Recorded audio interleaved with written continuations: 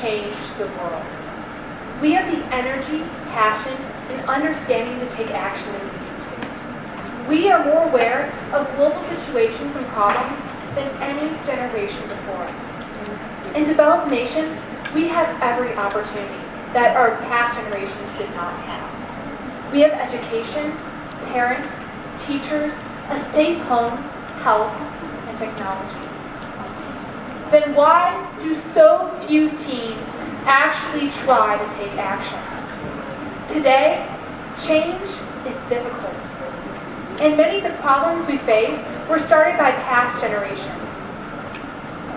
These are our parents' problems, but it's our responsibility to take action. In developed nations, we can't imagine what it's like to go to bed without a full stomach. We don't know what it's like to be one of the millions of children not receiving an education. We don't know what it's like to be a child soldier, to carry weapons on your back at night and use them to kill innocent people in the day. We weren't married off 5 or 6 years ago. And in fact, we have hope of a future where we can earn an income and get a job. So what do we have in common with the millions of teens who don't have these opportunities? We are their peers. At YouthCorp, our goal is to build a better future by creating change now through the youth. We want to have youth-run organizations that are creating change around the world. And we believe that if we inspire youth, they'll be able to start these organizations and they'll be able to change the world. We also want to inspire youth by showing them it is possible to make a global change. That change is not something that's impossible. Change is something just for adults. And if we empower youth that are underprivileged and give them the opportunity to have a voice and change the world, we can do that, and we can have an impact. As youth, we are the leaders of tomorrow, and we should start changing the world today. These are all the goals of YouthCorp and what we seek to empower. YouthCorp really began as one of the big dreams that we seek to inspire in youth today. It actually was started by a group of committed members at the Yale Global Scholars Program, which is a Yale University summer program for teens and high school students. And it was amazing. I had this opportunity to attend it. And there's over 200 students from around the world, and over half of them were international. And as we sat around in Jonathan Edwards College in the tiny library on our MacBooks, lots of snacks, we started dreaming up ways to connect these youth.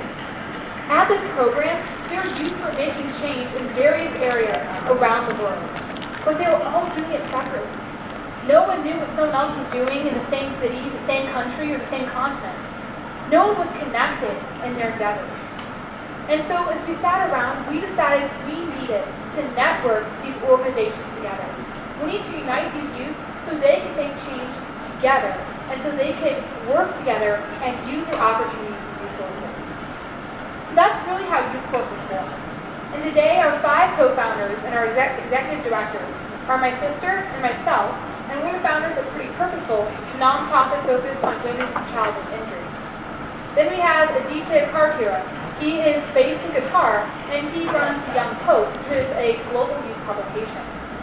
We have Jae-Hyun Park. He is from South Korea. He runs Young Homo Politicus, a South Korean political action group. And finally, Nick Rubin, and he founded Greenhouse, an app that exposes corruption in Congress. And so as we started, in the fall, we started to put together YouthCorp. We would meet almost daily. We would meet on Google Hangouts or Facebook. I'm sure you're familiar with those. But the problem is, it was always 1 a.m. in someone's time because we're around the world in Qatar, South Korea, and the U.S. And as we put our different skill sets together, we're really very diverse. We have different skills in technology, in building apps, in public speaking, and writing, and even in arts and organization. But we're all focused on this one issue. We speak a combined 6 languages and come from 2 different continents. Yet we're all passionate about creating youth who want to change the world and empowering and inspiring youth. And so we connected and we would meet and started to build YouthCorp. And we've seen some really encouraging progress.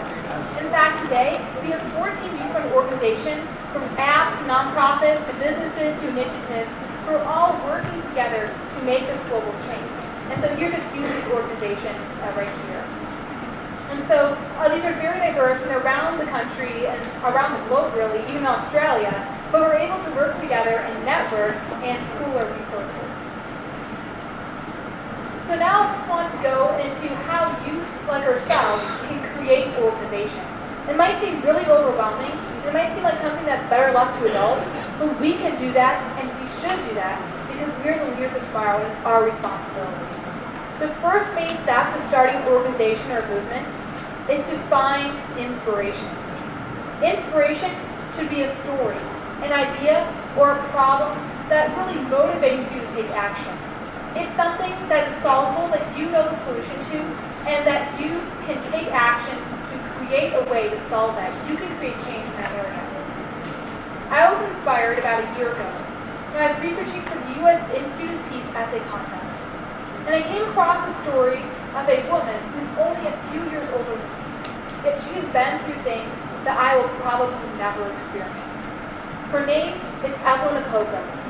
And at 12 years old, the Lord's Resistance Army, or LRA, a brutal rebel group in northern Uganda, took her away from everything she knew and loved. They kidnapped her and made her join their child army. Her story is heartbreaking. She was abused in unspeakable ways.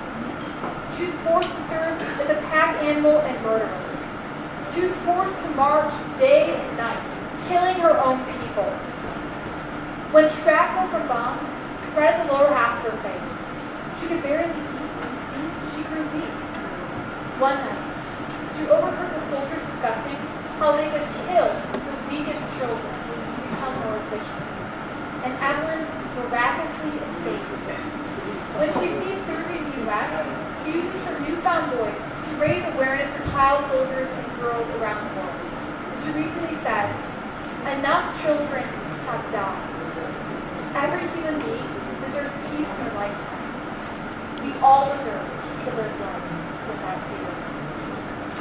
Evelyn's story inspired me because it made me realize that there was a large group of girls out there who don't have a single of the opportunities and necessities that I take for granted. In fact, she's one of the 250 million girls who are living in poverty. The 30 million girls at risk of female genital mutilation. The 14 million girls who we married off this year, and the 31 million girls of primary school age who are not receiving an education. Girl soldiers are 120,000 girls who are fighting around the world. I am in minority. In fact, I'm assuming we all are in minority if you look at these statistics. And this made me realize that I need to be their voice. I need to speak up for silent girls who every year are being mistreated.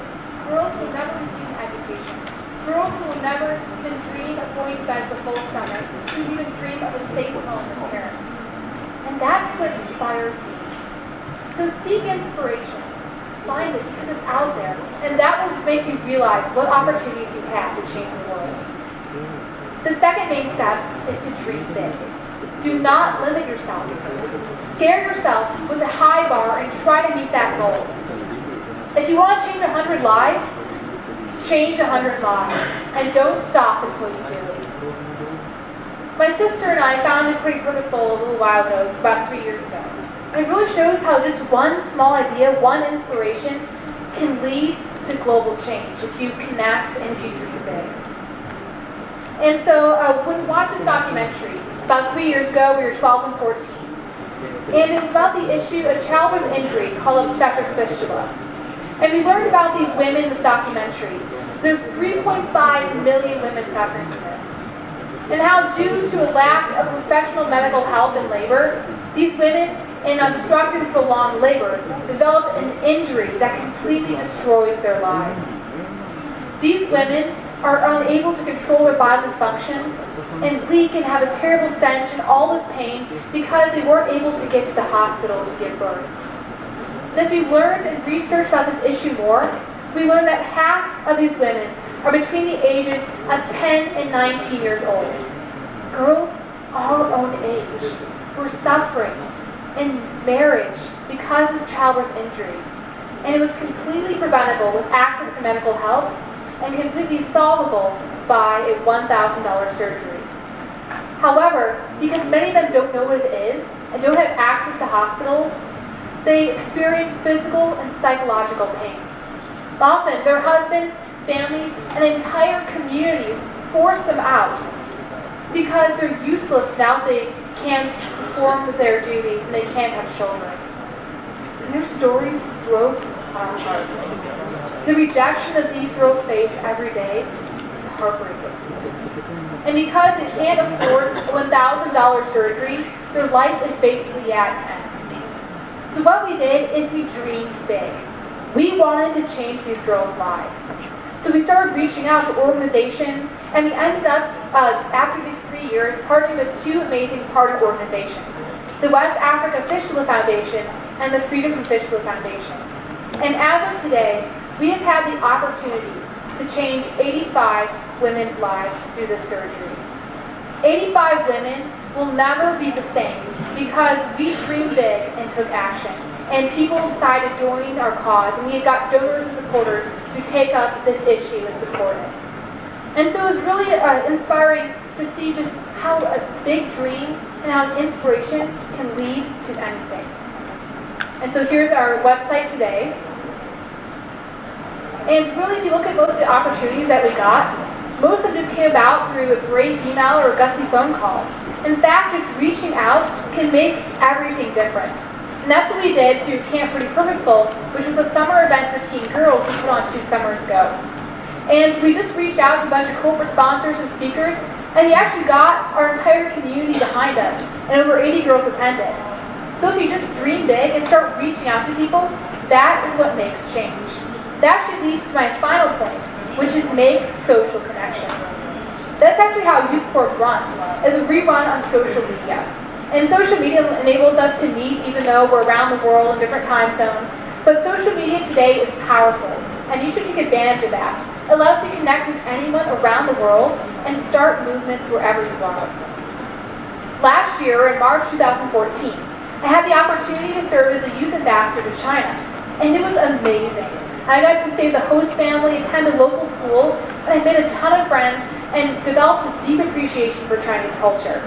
But when I got home, I wanted to stay in touch. So I actually got the Chinese messaging app QQ, and we keep in touch all the time with the students in China. So it's really amazing how social media can connect you no matter where you are, and whether it's just making a friend or starting a global movement. Social media is powerful for connecting you to anyone and helping to make that happen. So in conclusion, I would just like to invite any youth-friendly organization to join YouthCorp. The more initiatives, organizations, and groups that are part of us, the more we can inspire teens by showing them that change is possible and empower youth who are underprivileged to take action and to change the world as well. Today, we live in a fascinating place of limitless opportunity. It's our responsibility to preserve what we have and make positive change to help future generations. We can make anything happen, especially if we seek inspiration, dream big, and make connections. As the leaders of tomorrow, let's be the leaders of today. Let's start changing the world.